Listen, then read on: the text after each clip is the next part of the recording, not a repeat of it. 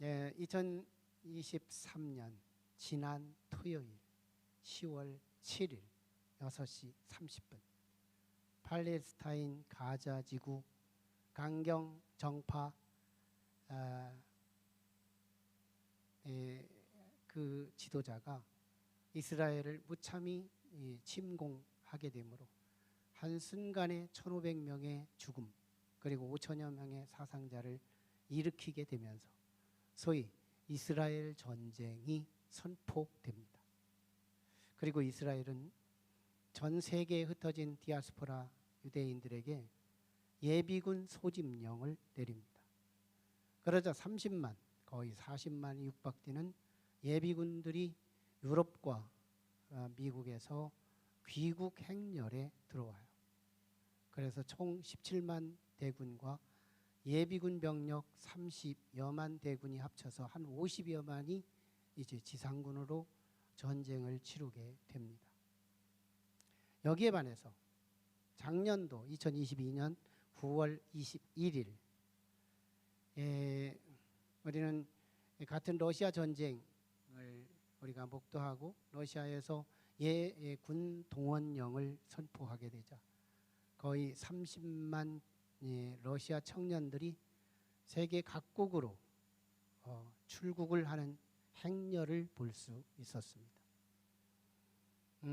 어쩌면 참 짓궂게도 30만 정도의 청년들의 흩어짐과 모아짐 이 현상이 이웃 해인 작년과 금년 사이에 일어난 행렬을 보면서 이 시대의 청년들이 소집자의 동기를 간파한 결과의 모습을 보이는 현상이었다. 이렇게 해석할 수 있습니다. 러시아의 군 동원령의 동기는 당시의 분위기가 마치 병사들을 총알바지의 현장으로 내보내는 소리처럼 들렸기에 젊은이들이 흩어지는 모습을 보였다면 이번에 이스라엘 전쟁에서는 갑작스럽게 동족이 1,500명의 가족들이 죽고 그리고 5천여 명의 사상자를 입은 이 나라의 환란에 나라를 구할 청년들을 호소하는 구원의 나팔 소리로 들린 청년들이 제각기의 삶의 자리에서 고국을 구호하기 위해 찾아드는 모습을 볼 수 있었어요. 그 중에서 예비군 한계 나이가 45세인데 특별히 56세가 되는 하나의 한 기업가가 자신의 사랑하는 두 아들과 함께 디아스포라 다른 나라에 흩어져 있다가 나라를 구할 기회가 이때뿐이라고 하면서 그들이 귀국하는 에피소드도 볼 수가 있었습니다. 실제 오늘 본문도 상관되는 이야기인데요. 예수께서 십자가에 죽으시고 종말은 시작됩니다. 이제는 쉽지 않은 세상이 벌어진 거예요. 그런 상황에서 영적 전쟁이 벌어진 상황에 사랑하는 제자들이 무엇을 붙들고 살아야 할 것인가 하는 이 삶의 지표 그리고 삶의 마음의 각오 그걸 권하는 말씀이 오늘 소개되고 있습니다. 우리는 지난 시간에 이제 성 고난주간을 맞이하면서 예수님이 이번 주간에 십자가에 돌아가시게 되면서 명실공히 종말은 출발될 것이고 환난의 때 종말의 때를 시작한 예수 없는 제자들이 자칫 붙잡기 쉬운 3대 세속화된 문화 마음에 흔들거리는 방탕함 그리고 쉽게 붙잡고 방탕하는 술 취함 그리고 삶의 생활의 염려 속에 살아갈 수밖에 없는 제자들을 마지막 시대에 그렇게 해서 삶에 무너지는 삶이 아니라 그런 환난 가운데에서도 당신의 미래를 만들어가고 하나님의 나라를 건설해 가기 위해 붙잡아야 할 영적인 강력한 무기 두 가지 항상 기도하라 말씀으로 항상 깨어있으라 이 두 가지를 사랑하는 제자들에게 주셨던 말씀 그리고 오늘 말씀은 예루살렘 사역의 최후의 유언과도 같이 주시는 예수 그리스도의 최후 메시지가 있기까지, 누가복음의 단독 보도를 채워지기까지 이미 22장으로 넘어와서 다루지 않은 몇 가지 말씀 그룹이 소개됩니다. 오늘 22장 1절로 6절에 예수님의 사랑하는 가룟 유다가 예수님을 팔아넘기기 위한 공모하는 장면이 소개되고요. 그리고 그 이후에 예수님의 성목요일에 성만찬, 최후의 만찬을 준비하고 제정하는 내용이 소개됩니다. 그리고 성만찬의 한 그 자리에서 이제 세 가지 말씀의 그룹이 소개되는데, 그 중에서 제자들이 누가 크냐, 주님이 나라를 건설하면 거기서 누가 큰 자리에 앉을 거냐를 논쟁하는 제자들의 철부지에 같은 제자들의 논쟁의 모습이 보이고, 그리고 이 배 사랑하는 수제자가 예수님의 영웅 심리로 주님의 고난에 참여할 거고, 주님의 죽음의 현장까지도 내가 가겠다고 호언장담하는 이 베드로의 철부지 고백이 소개되고, 그리고 오늘 본문이 마지막으로 소개되는 내용이 주어집니다. 자, 오늘 본문은 35절부터 시작돼요. 오늘 본문의 시작은 질문으로 시작됩니다. 예수께서 이렇게 제자들에게 질문합니다. 너희가 세상에 전도 나갈 때 전대와 배낭과 옷을 가지고 옷이 없이 그냥 나갔을 때 부족한 것이 있더냐? 라는 거였어요. 그들이 아무것도 가지고 그냥 빈손으로 오직 복음만, 예수님이 부탁한 말씀만 갖고 그냥 세상에 나가서 점심 지나고 저녁 지나고 하루 지나고 이틀 지나고 여러 날이 지나지만 부족한 게 있었니? 라는 질문이었어요. 이 질문은 서리법적 질문으로 당연히 대답을 알고 묻는 질문입니다. 그러니까 예수님께서 강조하고 싶은 메시지, 제자들은 당연히 예수님이 기대한 대답을 할 거라고 말하며 그 대답을 중심으로 주님이 강조하고 싶은 메시지, 이걸 지금 말하고 있는 건데요. 제자들은 역시 주님이 기대한 대로 부족한 게 없었습니다. 이렇게 대답합니다. 예수님의 제자와 예수님과의 대화에서 깨달아지는 우리의 깨달음은 두 가지인데요. 하나는 복음이 환영받는 때가 있다는 사실입니다. 복음이 환영받는 때가 있었다, 이 말이에요. 여러분, 우리가 세상에 나가 복음을 전하고 그리스도인들이 그냥 삶으로 세상에 나가기만 해도, 나의 정체성, 내가 예수 믿는다는 것만 상대방이 알기만 해도 내가 환영받고 부러워하기도 할 때가 있다는 거예요. 복음이 환영받는 때가 있었다. 1차적으로 제자들과 함께 기준해서 우리가 분류해보면 예수님이 살아계실 때였습니다. 소위 공생의 기간이었죠. 제자들 곁에 예수님이 있을 때 제자들은 참 어디를 가나 형통했습니다. 점심때 되면 밥을 공짜로 주는 사람이 생기는 거예요. 저녁 때가 돼도 밥이 생겨요. 옷이 떨어지면 입으라고 자기들 입던 것을 벗어줘요. 인심이 이렇게 후할 수가 없어요. 왜일까요? 뒤에 전능자 예수가 있기 때문에. 예수님에게 잘 보이기 위해 제자들한테도 잘 보이던 때 복음이 대우받는 때가 있었다. 그때 도시락에 아무것도 싸가지 않았습니다. 그때 단벌 옷 그냥 걸치는 거 하나만 좋겠습니다. 그때 신발도 여의치 않았어요. 그냥 나가요. 그런데 때마다 일마다 그렇게 대접하는 사람이 많고요. 예수님을 대접하는 것처럼 제자들을 융숭하게 대접하며 풍부함을 누리게 됩니다. 그러고 보면 우리도 복음에 환영받는 때가 있었다는 걸 깨달아요. 이번에 코로나를 지나며 3년 지나기 바로 직전 시대를 되돌아봐요. 그때는 그때인 줄 몰랐어요. 그때는 복음이 환영받는지도 몰랐어요. 그런데 지나고 나니까 그때가 차라리 복음이 환영받는 때였구나를 깨닫게 됩니다. 처음에요, 우리가 전도를 나가보지만요, 안 믿는 사람도요, 전도 나가는 우리에게 얼마나 후하게 대했는지 몰라요. 자기가 여기서 살면서 전도를 나왔다고 하니까요, 저쪽 집에 이사 왔어요. 근데 교회 다녔대요. 저 집에 가서 한번 전도해 보세요. 안 믿는 사람이요, 가이드 해줘요. 복음이 환대받는 때, 복음이 대우받는 때가 있었어요. 어떤 때는요, 전도하러 갔는데요, 불신자가 호박잎 줘요. 애호박을 줘요. 된장국 끓여 먹으라고. 그때가 예우받는 때였어요.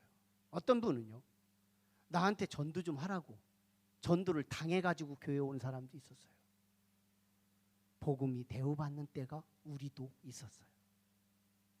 코로나를 지나고 나니까 차라리 그때는 복음이 대우받는 때였구나를 깨닫게 됩니다. 그런데 주님은요, 복음도 적대받는 때, 환난받는 때, 박해받는 때가 온다고 말합니다. 그게 오늘 36절이에요.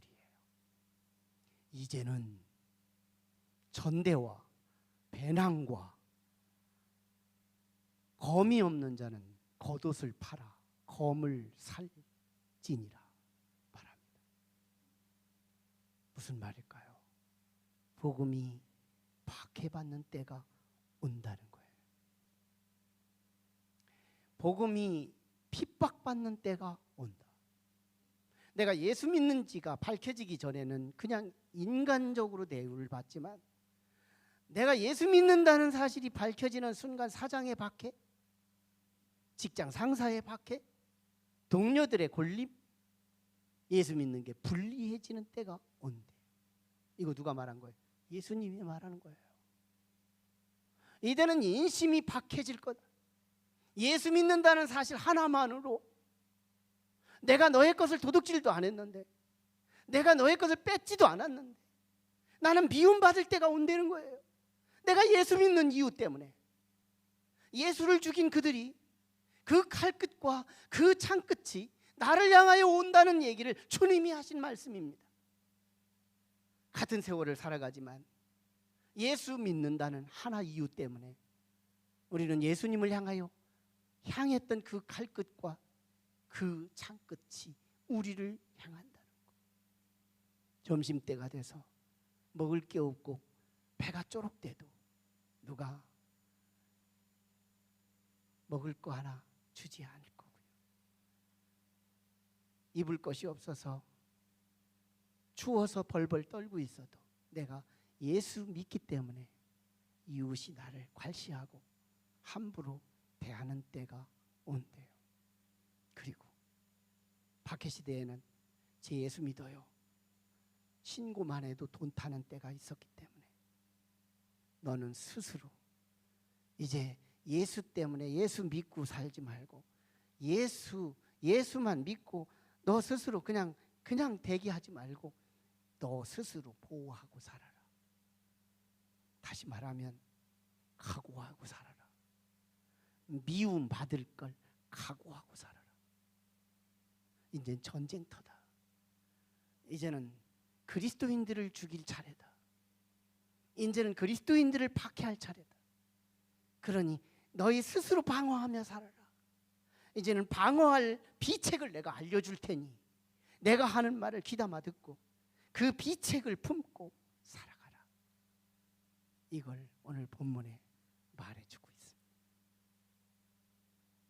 자, 그런데요, 주님과 그리스도인들을 박해하는 때 이 박해에 대한, 이건 어쩌다가 그리스도인 생활을 하더니 박해가 왔고 어려움이 왔다는 말이 아니라 일찍이 BC 8세기 740여 년도에 이사야 선지자가 이미 예언한 내용이 현실화된다는 겁니다. 박해도 하나님의 설계도 안에 있대요. 우리가 복음이 박해를 당하는 때, 복음이 시련을 당하는 때 그리스도가 십자가에 죽었지만 그 십자가의 죽음 사건 이후에 복음은 박해 시대가 도래할 텐데 그건 이사야 선지자에게 이미 예언된 것이 이루어진대요. 네, 오늘 본문은 우리에게 그 말씀을 해주고 있습니다. 이미 37절에서 주께서 이사야 선지자 이사야 53장 12절에서 이미 예언한 것, 그가 불법자로 취급되어 죽으리라, 이 말씀인데요, 예수님이 불법자로 취급되어서 죽는다는 거예요. 예수님이 누군데요? 불법자 아닙니다. 예수님은 정법자예요. 예수님은 율법대로 산 사람이에요. 예수님은 법 없이 살 수 있는 분이에요. 예수님은 흠이 없는 분이에요.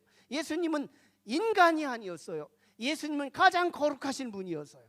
그런데 그가 불법자로 죽을 거래요. 그러면서 예수님이 말합니다. 지금 그가 바로 나니라. 그리고 그가 시련을 당하는데 그날이 오늘 밤이에요. 오늘이 성목요일이거든요. 고난주간 성목요일. 그때 예수님은 오늘 밤에 늦게 금요일이 시작되는 날 주님은 체포당해요. 그리고 금요일 날 재판을 당하고, 그리고 금요일 날 오후에 또 이 십자가에 처형을 당해서 돌아가시게 됩니다. 여러분, 중요한 것이 뭐냐? 그러니 나도 죽였는데 너희를 박해하지 않겠니? 이건 자명한 사건이야. 나한테 왜 그래? 그러지 말라. 이제는 무조건 스스로 준비하라. 배고파도 먹을 건 네가 스스로 준비하고, 입을 것도 스스로 준비하고, 방어도 스스로 준비하라. 이제는 외로운 때가 온다. 이제 예수 믿는다는 사실 하나만으로 고난은 시작된 거다. 이 36절을요, 문자적으로 해석하는 제자들, 그리고 오늘날도 많은 목회자들이 이걸 문자적으로 해석해서 혼란에 빠질 때가 많습니다. 여러분, 이 말씀, 여러분 전대주머니를 스스로 준비하라. 그리고 배낭도 준비하라. 그리고 검을 겉옷을 팔아서 살찌니라, 이 말씀이요. 이걸 문자적으로 풀면 배낭을 준비하라는 건 그럭저럭 해석이 돼요. 그리고 전대주머니를 준비하라는 것도 그럭저럭 해석이 돼요. 그런데요, 옷을 팔아서 검을 사라, 이건 아무짝에도 어울리지가 않아요. 당장 다음 본문에 보면 베드로가 검을 씁니다. 직접 검을 준비해 와요. 베드로도 말귀를 못 알아들었어요. 검을 준비해 가지고 예수님을 체포하려고 하는 말구라는 사람의 귀를 딱 잘라버려요. 그러자 우리 주님이요, 칼을 쓰지 말라. 칼을 쓰는 자는 칼로 망할 거다 하고 금기합니다. 그리고 여기까지 참아라, 참아야 한다 하고 참는 얘기를 합니다. 이 말씀하고 안 어울려요. 다음 본문하고. 그리고 예수님의 공생의 기간에 주어진 모든 말씀하고도 하나도 어울리지가 않아요. 그러므로 이건 문자적으로 해석하면 예수님이 주신 이 36절은 오류가 커요. 헷갈리는 거예요. 그래서 오직 36절은 상징으로 풀어야 합니다. 주님이 하신 메시지를 알아들어야 한다는 건데요, 여러분, 앞으로 이 세상은 인심이 각박해질 거다. 그래서 먹는 거 믿지 않는 자들에게 어떤 자비를 입을 걸 기대하고 나가지 말라는 거예요. 세상은 그리스도인을 향하여 박해할 것이다. 세상은 그리스도인을 향하여 홀대할 거다. 그러니 먹을 거 입을 거 너희 스스로 챙겨라. 그리고 겉옷을 팔아서 검을 사라. 이 말은요, 직접 칼을 사라는 말이 아니고, 이 말은 에베소서 4장 12절에 주어진 것처럼 말씀의 검, 하나님의 말씀은 예리하여 운동력이 있어 우리의 영혼과 골수와 모든 걸 쪼개기까지 하는 하나님의 말씀의 검, 이걸 말하는 거예요. 지난 시간하고도 맥이 같아요. 하나님의 말씀의 검을 준비하라는 거예요.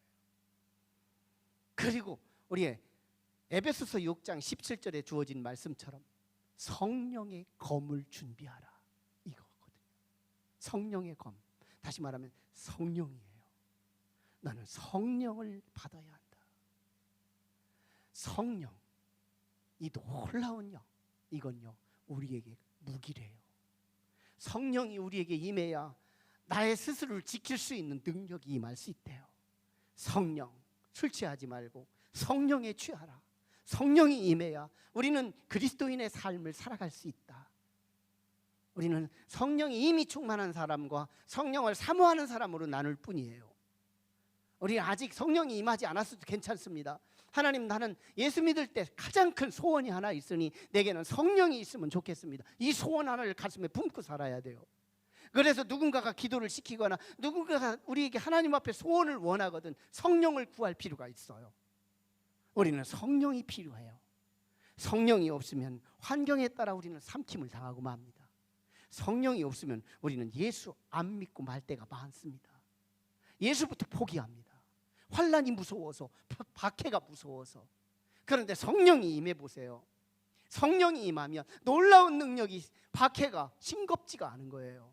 차라리 박해 때가 나의 존재감이 드러날 수 있는 거예요. 성령이 임하면 예수 믿는 신나는 일이 벌어집니다.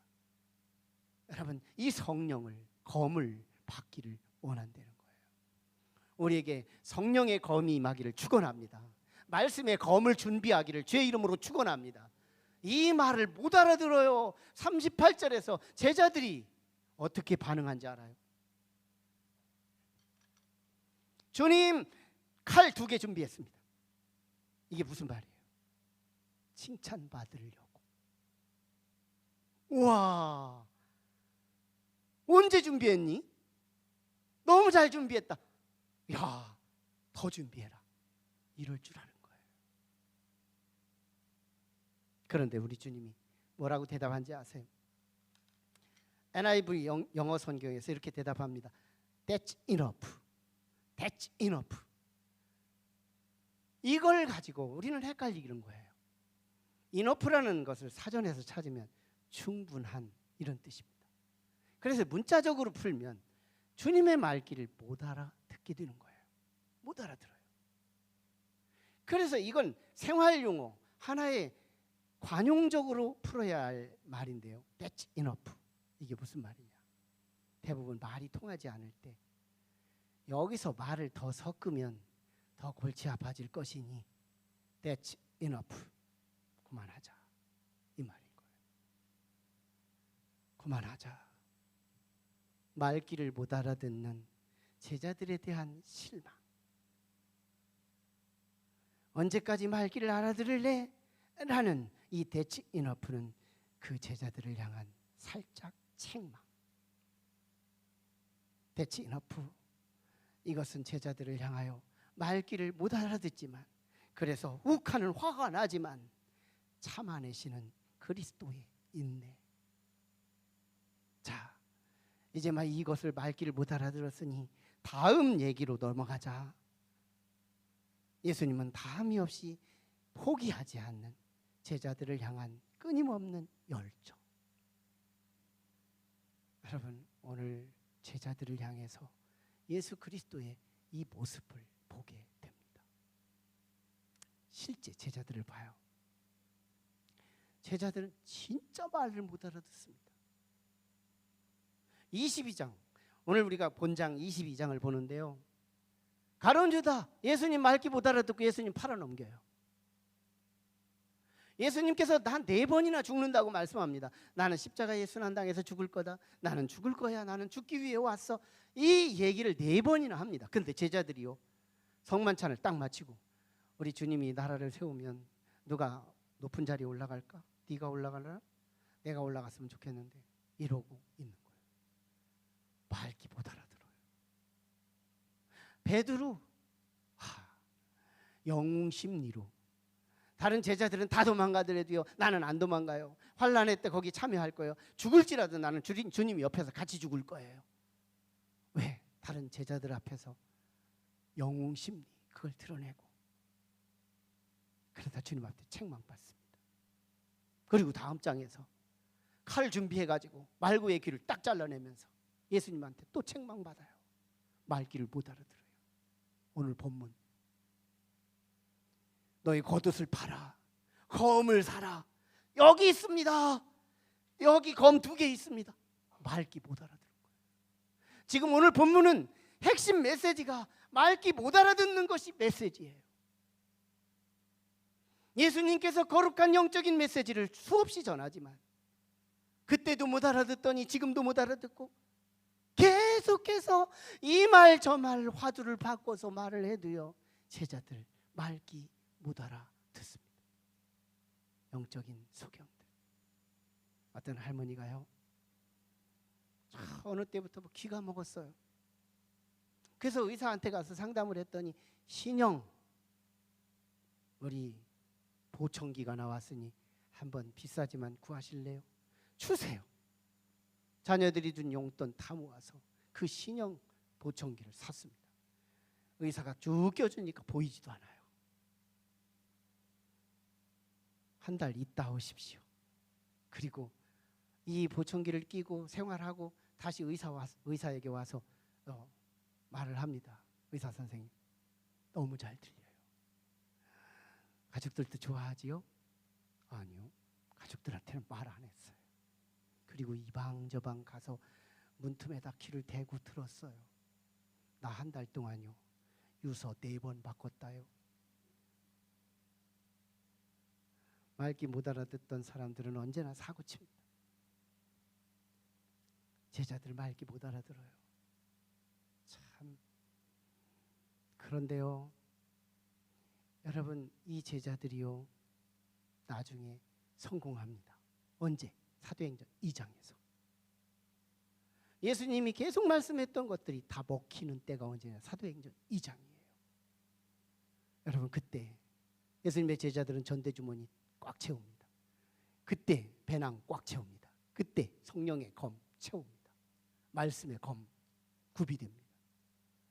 그리고 그들이요, 그 박해의 때, 그 엄청난 그리스도인들을 처참히 죽일 때, 그때 그 제자들이요, 복음을 증거하는데요, 하루에도 3,000명씩 한순간에 몇천 명의 교회를 만들어 메가처치를 만들어요. 그런데 퀄리티도 있어요. 유무상통의 교회. 내 거란 말하지 않아요. 내 거 다 내놓으면서, 오늘 우리 운동장에서 기증품을 내놓는데 우리 성도들이 얼만큼 희생하는지 아낌없이 내놓는 사도행전 사건이 벌어지는 거예요. 계속 내놓는 거예요. 양만 큰 교회가 아니라 퀄리티도 있는 교회, 하나님의 나라가 여기구나, 이거구나 분명히 확신할 수 있는 그런 교회를 만듭니다. 누가? 사도들이. 예루살렘에서 유대와 사마리아와 땅끝까지 복음의 세계화. 예수님이 무슨 말씀하는지 알아요? 예수님이 너희는 장차 나보다 큰 일을 하리라. 실제요, 제자들은 예수님보다 큰 일을 합니다. 예수님이 무슨 사역했는데요? 예수님은 복음의 겨자씨 사건을 저질렀어요. 예루살렘에서 십자가에 죽는 것이 예수님의 사역의 골자였어요. 그런데 제자들이 무슨 사역한지 알아요? 복음의 세계화. 땅끝까지 복음이 증거돼서 오늘 우리가 그 복음을 누리는 이유는 제자들 때문이거든요. 그런데요, 그보다 더 먼저 된 것이 있으니 그게 뭐예요? 예수 그리스도의 인내, 예수 그리스도의 열정. 제자들은요, 예수님은요, 제자를 향하여 포기하지 않습니다. 너희가 오늘 말귀 못 알아들어도 나는 너를 포기하지 않겠다. 너는 나에게 내 말귀를 못 알아들어도 나는 화내지 않겠다. 나는 너희가 아무리 말귀를 못 알아들어도 나는 복음을 심겠다. 내가 오늘 못 알아들었으면 내일 못 알아들었으면 모레, 계속해서 나는 진리가 있으니 이 진리를 너희 가슴에 심겠다. 깡통 같은 제자들의 그 머릿속에 오늘 또 우겨놓고 내일 또 우겨놓고 모레도 계속 우겨넣으며, 그 결과 언제 이 우겨넣은 하나님의 진리, 예수 그리스도가 가르쳐 주신 그 진리가 언제 생각난지 아십니까? 사도행전 2장에 말씀의 검, 성령의 검이 준비되었을 때 이 말씀들이 새록새록 생각나는 거예요. 여러분, 성령 받으면 과거에 들었던 것들이 한순간에 질서 있게 생각나는데요, 성령이 없이 마귀가 역사할 때 보면 이것이 필요한데 이것이 생각나고, 이것이 필요한데 이것이 생각나고, 그래서 우리는 언제나 후회하고 살아요. 역사를 뒤집었으면 좋겠다, 역사를 과거로 갔으면 좋겠다 하면서 우리는 후회하면서 사는 이유는 우리의 뇌가 많은 확률 속에 생각할 수 있는 선택선이 있지만 그 중에서 생각나지 않아야 할 걸 생각남으로 선택했기에 후회라는 것들이 계속된다는 거예요. 그런데 성령, 요한복음에 보면 보혜사 성령은 우리에게 주신 말씀이 생각나게 하시니라, 생각나게 하시니라. 주님은 이때를 위해서 오늘 또 진리를 심습니다.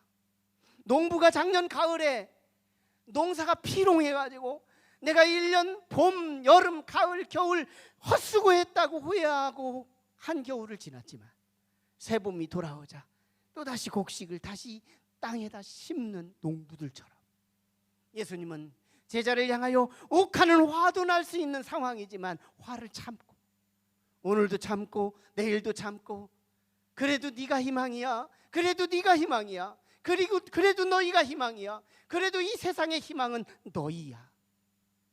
이거요, 새로운 메시지 아닙니다. 이미 우리 집에서 하던 짓이에요.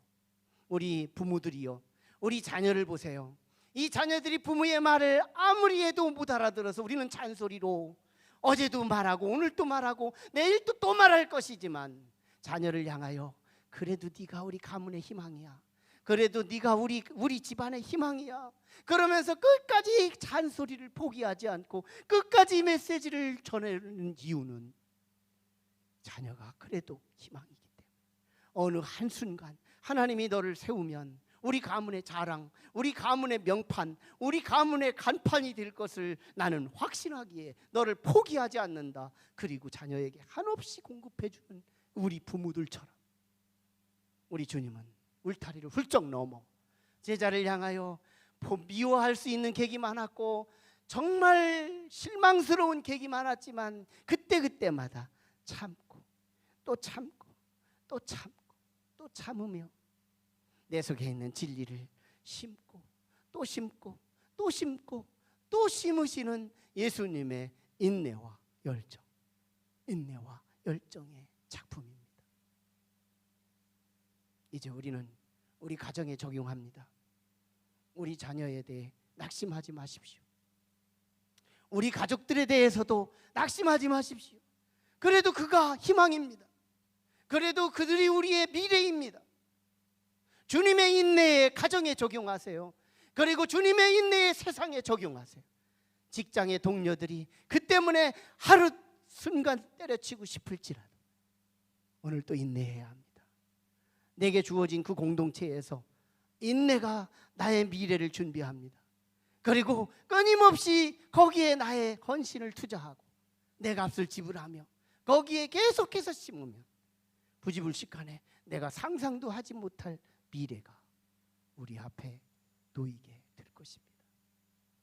예수님의 미래의 작품은 오늘의 인내와 오늘의 열정이었어요.